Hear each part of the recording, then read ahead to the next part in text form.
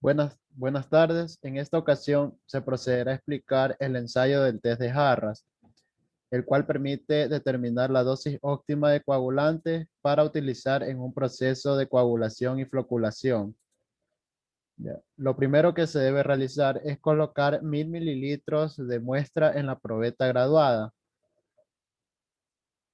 Luego se trasvasa este volumen al vaso de precipitación. Se repite este proceso hasta cuantos espacios se puedan colocar en el equipo de floculación, es decir, 4 espacios con 4 vasos de precipitación.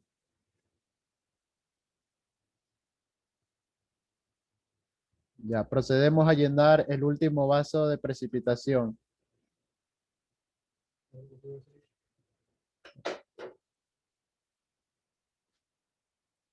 Ya.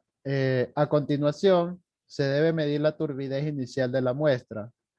Es importante medir la turbidez porque nos ayuda a calcular la eficiencia del proceso.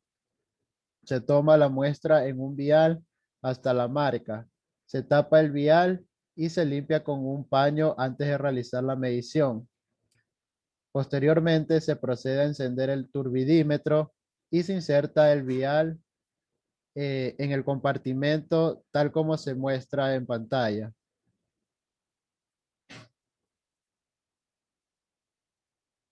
Ya. Luego se realiza la medición. Esperamos a que se estabilice y se anota un valor de 2.18 NTU. Luego de realizar la medición, se procede a vaciar el vial en el vaso de precipitación donde se encuentra la muestra. Cabe recalcar que además de la turbidez, se deben medir parámetros como pH, conductividad eléctrica, sólidos disueltos totales y temperatura, los cuales ayudarán a la interpretación de los resultados. El pH es importante medir porque al adicionar sustancias químicas debemos asegurarnos que el pH no sea menor a 6 o mayor a 9. Y la conductividad eléctrica es importante porque dentro de la reacción se forman otros iones. Ya. Para la medición se debe enjuagar el sensor de pH con agua desionizada. Luego se seca gentilmente en papel toalla y se procede a realizar la medición. Ya se espera hasta que termine la medición de los parámetros para registrarlos.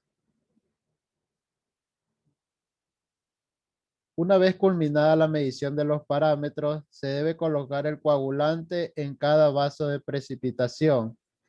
El coagulante es el sulfato de aluminio. En el primer vaso de precipitación se coloca un volumen de 1 mililitro de coagulante que equivale a una concentración de 10 miligramos sobre litro. En el siguiente vaso de precipitación se deben añadir 2 mililitros de coagulante equivalente a 20 miligramos sobre litros. Ya en el tercer vaso se colocan 3 mililitros equivalente a una concentración de 30 miligramos sobre litros.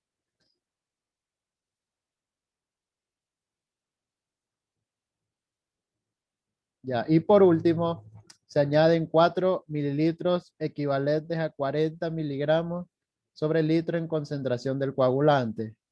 Una vez añadido el coagulante en distintas dosis, se procede a encender el equipo y se escoge la opción secuencial. Eh, Se levantan las aspas del equipo floculador.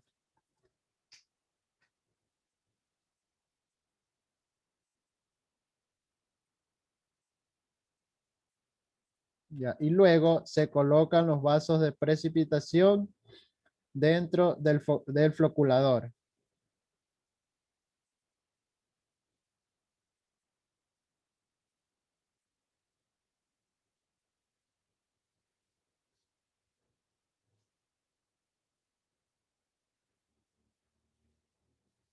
Ya, posteriormente se bajan las aspas tal como se muestra en pantalla.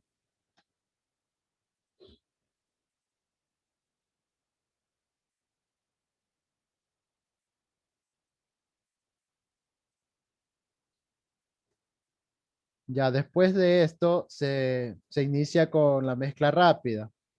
Al elegir la opción secuencial, se provee el agua de agitación rápida a 100 revoluciones por minuto durante un minuto. Durante la mezcla rápida, el coagulante se mezcla de manera homogénea en el agua y comienza el proceso de desestabilización de coloides. Una vez terminada la mezcla rápida, se debe aplicar la agitación lenta. Ya, ahí se aplica la agitación lenta a 35 revoluciones por minuto durante 20 minutos. Durante este proceso, los coloides estabilizados se aglomeran formando los flóculos, aumentando su densidad. Una vez culminado el tiempo de agitación, se levantan las aspas del floculador y se debe dejar reposar el agua para permitir la sedimentación de los flóculos formados.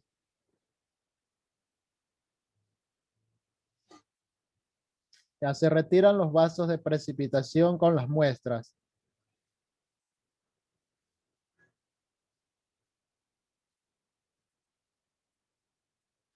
Posteriormente, se deben añadir muestras de cada vaso de precipitación en diferentes viales.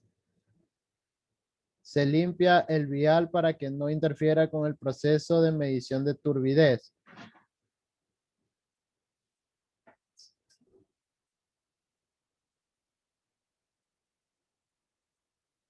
Bueno, ahí observamos que limpiamos el vial.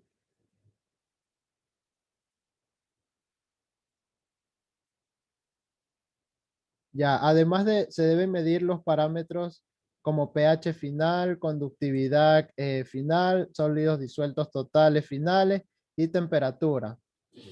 Ya, en este caso, la turbidez final con una dosis de coagulante de 10 miligramos sobre litro es de 1.07 NTU. Ya procedemos a medir con una dosis de coagulante de 20 miligramos sobre litro. Nos da como resultado 0.58 NTU. Ya, con una dosis de 30 miligramos sobre litro, eh, esperamos la medición de la turbidez final, que es de 0.68 NTU. Ya, y finalmente, con 40 miligramos sobre litro, obtenemos un resultado de 0.47 NTU. Ya, muchas gracias.